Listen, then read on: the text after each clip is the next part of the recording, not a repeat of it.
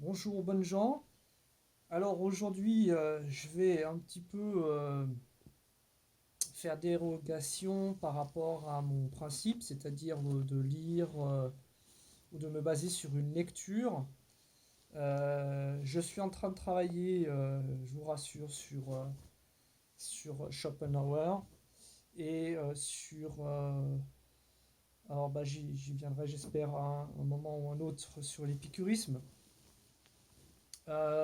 Mais là, en fait, c'est surtout une réflexion par rapport à cette marche qui s'est produite ce samedi, cette manifestation qui s'est produite ce samedi à Paris, entre Opéra et La République, je crois, à l'appel d'association, donc qui a été interdite officiellement par la préfecture de police, mais donc qui a été menée surtout par des migrants, hein, par des personnes sans papier.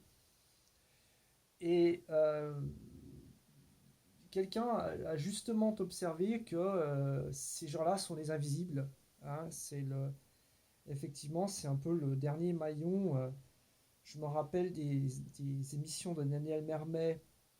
C'est un peu ça qui, dans les années 90, m'a donné le goût pour euh, les questions sociétales, des questions sociales.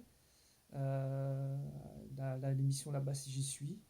Daniel, si tu, si tu m'entends, euh, un grand bonjour parce que vraiment, c'est ces émissions-là qui ont formé un peu mon esprit critique. Et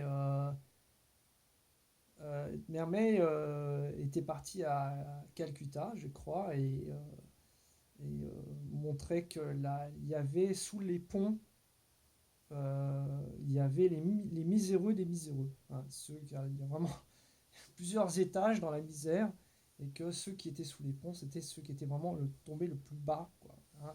Alors on sait que l'Inde fonctionne avec un système de caste, et là c'est vraiment la caste des intouchables, quoi.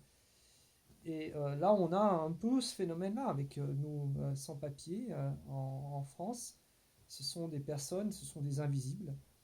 Déjà que donc avec les gilets jaunes, on- bah, des gens qu'on n'entendait pas du tout d'habitude se sont mis à prendre la parole et à exprimer leurs difficultés.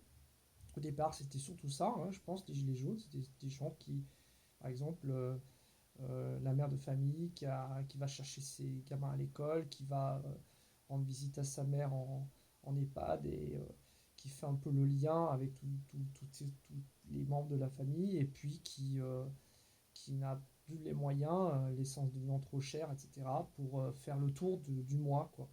Hein, par exemple, ou si personnels soignants qui sont à leur compte et qui font le tour entre leurs patients et puis qui ont un emploi du temps de dingue parce que pour faire le tour des patients, ça prend toute la journée. Et ils font des kilomètres, ils font des bornes et des bornes, quand ils sont en campagne notamment, et bien entendu, eux aussi sont impactés par toutes les mesures qui sont toujours euphémisées par les politiques et par les médias, qui sont un petit peu complices de ces phénomènes d'euphémisation politique, et donc en disant oui c'est la transition écologique.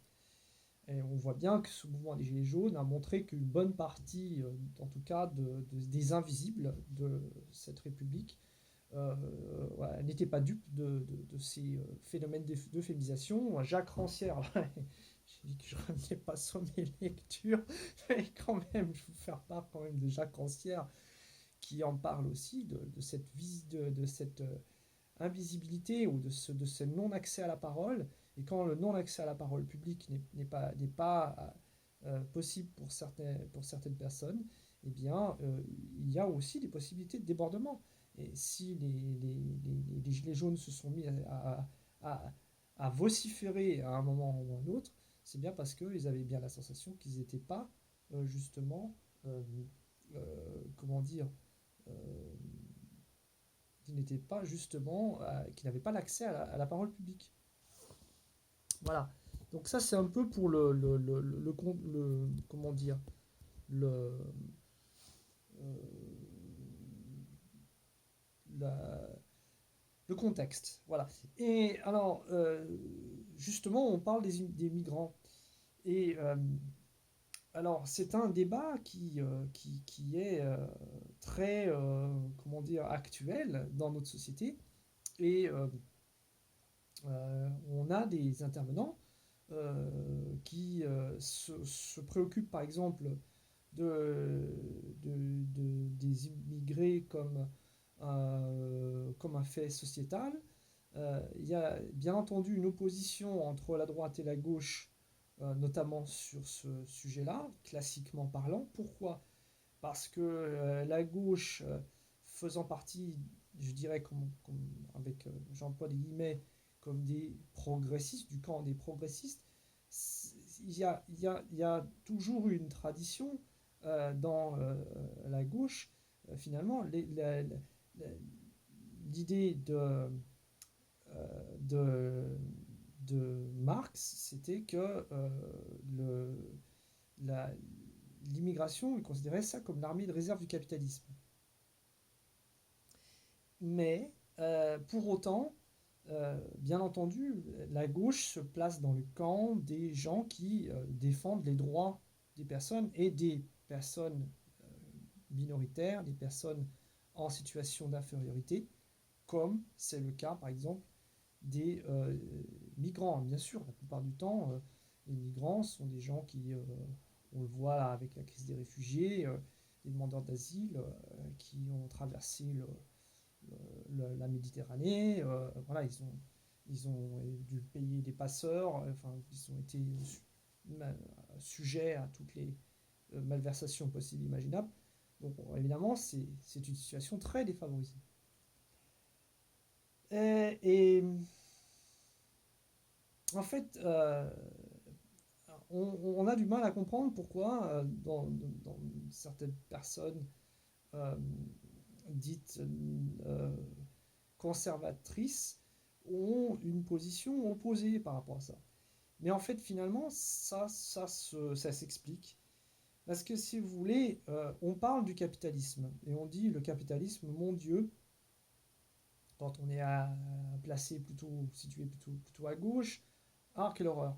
Mais le capitalisme provient, à mon avis, c'est un fait anthropologique, de la- l'idée d'entreprise vient de la structure familiale.